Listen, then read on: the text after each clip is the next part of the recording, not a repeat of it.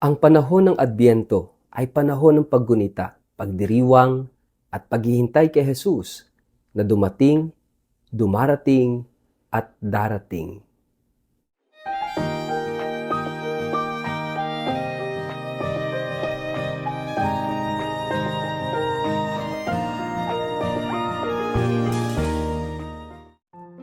Ang mabuting balita ng Panginoon ayon kay San Lucas. Magkakaroon ng mga palatandaan sa araw, sa buwan at sa mga bituin. Sa lupa ang mga bansa ay masisindak at malilito dahil sa ugong at mga daluyong ng dagat. Ang mga tao'y hihimatayin sa takot dahil sa pag-iisip sa mga kapahamakang darating sa sanlibutan, sapagkat mayayanig ang mga kapangyarihan sa langit. Sa panahong iyon, makikita nila ang anak ng taong dumarating na nasa alapaap at may kapangyarihan at dakilang karangalan. Kapag nagsimula ng mangyari ang mga ito, tumayo kayo at tumingala, sapagkat malapit na ang pagliligtas sa inyo. Mag-ingat kayo na huwag kayong malulong sa labis na pagsasaya, paglalasing at matuon ang inyong pag-iisip sa mga alalahanin sa buhay na ito. Kung hindi ay bigla kayong aabutan ng araw na iyon na tulad ng isang bitag, sapagkat darating ang araw na iyon sa lahat ng tao sa ibabaw ng lupa. Kaya't maging handa kayo sa lahat ng oras. Lagi ninyong idalangin na magkaroon kayo ng kalakasan upang malampasan ninyo ang lahat ng mangyayaring ito at makatayo kayo sa harap ng anak ng tao. Ang mabuting balita ng Panginoon. Word of the day, hear what God has to say. Mapagpalang araw po sa inyong lahat. Kumusta po kayo? Ang ating pong word of the day ay anticipation. Mga kapatid, sinisimulan natin sa araw na ito ang panibagong taon ng liturhiya. Sa unang linggo ng Adbyento ay sinisimulan natin ang paglalakbay sa panibago na namang taon sa buhay ng ating Panginoong Hesus. Ang buong liturgical year ay nakaayon sa buhay ng ating Panginoon. Kaya sinisimulan natin ang taon sa paghihintay sa kanyang pagdating. At tuwing panahon ng Adbyento at sa panahon ng Kapaskuhan, ating ipinagdiriwang ang unang pagdating ng ating Panginoon mahigit 2,000 taon na nakalilipas. Ipinagdiriwang natin ang pagdating niya sa kasalukuyan sa mga pagdiriwang natin sa mga sakramento at hiwaga ng simbahan tulad ng banal na Eucharistia, ang banal na misa at iba pang mga sakramento.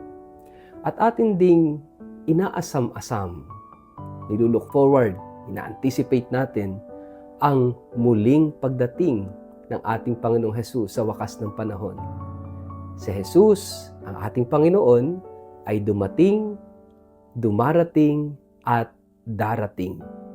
Ito ang diwa ng Adbyento at ang diwa ng Kapaskuhang ipinagdiriwang natin ngayong buwan ng Disyembre. Kaya nga mga kapatid, napakahalaga na maunawaan natin na ang pagdiriwang ng Adbyento is a joyful anticipation. Nakakulay violet tayo, pero hindi ito tulad ng violet na pagluluksa o pagtitika during Lenten season, kundi ang Advent season, it is a joyful anticipation. Yung bang may galak sa ating puso dahil naririto na ang ating tagapagligtas, pero ating pinipigil yung saya. Kapag meron tayong mahal sa buhay na alam nating uuwi magbabakasyon galing sa ibang bansa, na matagal na nawala at nalaman natin na sa ganitong petsa ay darating, yung bang saya natin, sobrang saya, pero pinipigil natin yung ating saya at inire-reserve natin yung saya na yon sa mismong araw ng kanyang pagdating. Ganon din ang espiritu at ang diwa ng Adbyento. Pinipigil natin yung saya. Kaya sa mga pagdiriwang natin ay hindi natin kinakanta ang papuri. Nakareserve yan sa mismong araw ng Kapaskuhan. At syempre, yung simbang gabi is already an anticipation of Christmas. Kaya yung simbang gabi, meron na tayong mga pag-awit ng papuri. Mga kapatid, ngayong araw na ito, sa unang linggo ng Adbyento, napakahalaga ng paalala ng ating Ebanghelyo na habang ating ipinagdiriwang ang unang ginugunita, yung unang pagdating ng Panginoon, we also look forward to the second coming of Jesus. Yung muli niyang pagdating. Kailan nga ba yun? Sa wakas ng panahon, and we do not know that. Ang alam natin na tayo rin mismo ay magwawakas at yan sa oras ng ating kamatayan. At kailan yun? We do not know. Kung paano, kung saan, kung kailan, di natin alam. Kaya napakahalaga ng paalala ng ating Ebanghelyo na since hindi natin alam, we must always be ready. Kaya nga sabi ng Ebanghelyo, yung paalala, no, huwag tayong malulong, no, sa sobrang pagsasaya, pag-iinom, no, at kung ano pa bang mga gawain sa mundong ito. Sa halip ay, sabi doon, ilagay natin ang ating sarili sa presensya ng Diyos. Napakahalaga na sa buhay na ito ay tumayo tayo ng matuwid at tumingala sa langit. Ito yung gustong-gusto kong imagery ng isang taong laging handa sa pagdating ng Panginoon. Ang isang taong handa sa pagdating ng Panginoon, nakatayo ng matuwid at nakatingala sa langit. Ano ba yung imagery na ito? Ang pagtayo ng matuwid, ibig sabihin ay nagsusumikap sa matuwid na pamumuhay. Lahat naman tayo may kasalanan, lahat tayo may kapintasan. Pero lahat tayo ay binibigyan ng Diyos ng pagkakataon, ng oras para ayusin at ituwid ang buhay natin. Kaya nga araw-araw, every day is a God-given opportunity para ituwid at ayusin yung buhay natin. Para pagdating ng Panginoon, matagpuan niya tayong nakatayo ng matuwid. Kaya nating humarap sa anak ng Diyos, sa anak ng tao, at yan ay si Jesus. Kaya nga to stand erect, ang pagtayo ng matuwid, ibig sabihin ay pamumuhay ng matuwid, ng maayos, ng ayon sa kalooban ng Diyos. Yung pagtingala sa langit ay isang postura, isang pagsasalarawan ng isang taong nakafocus sa Diyos, nakatuon ang kanyang atensyon sa makalangit na tahanan, sa makalangit na pagpapahalaga. Tayo ay may katawan, pero meron din tayong kaluluwa.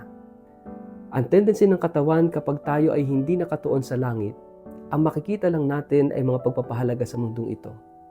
Kapag tayo ay nakayuko o kapag tayo nakatingin sa isa't isa, tayo ay nakafocus sa mundo lang na ito. Kaya ang paalala ng Ebanghelyo, ang paalala ng Panginoon, tumingala palagi sa langit. Focus on God. Focus on eternal life. Doon tayo tumingin palagi.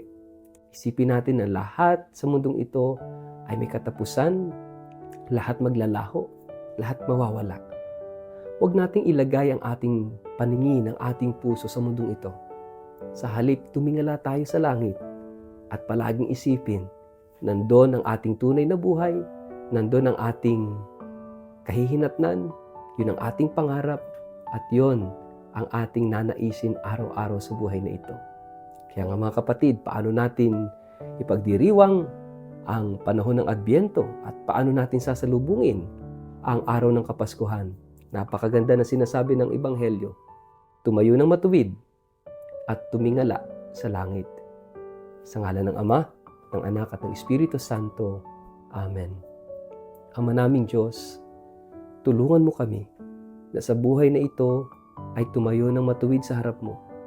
Ayusin at tuwirin ang aming pamumuhay at tumingala palagi, naghahangad sa iyo, lumalapit sa iyo at nagmamahal sa iyo. Amen. Pagpalain po kayo at ingatan makapangyarihang Diyos, Ama at Anak at Espiritu Santo. Amen.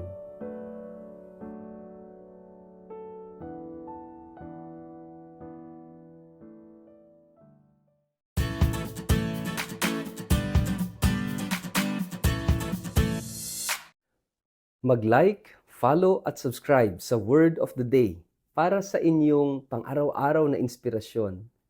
Inaanyayahan ko po kayong i-like ang aking Facebook page at mag-subscribe sa aking YouTube channel na Word of the Day. Samahan ninyo ako sa araw-araw na pagninilay ng Ebanghelyo upang mapalalim ang ating pananampalataya at magkaroon ng gabay sa bawat hakbang ng ating buhay araw-araw. Kaya po, huwag kalimutang mag-follow at mag-subscribe upang manatiling updated sa ating pang-araw-araw na pagninilay. Maraming salamat po at naway patuloy tayong pagpalain ng Diyos.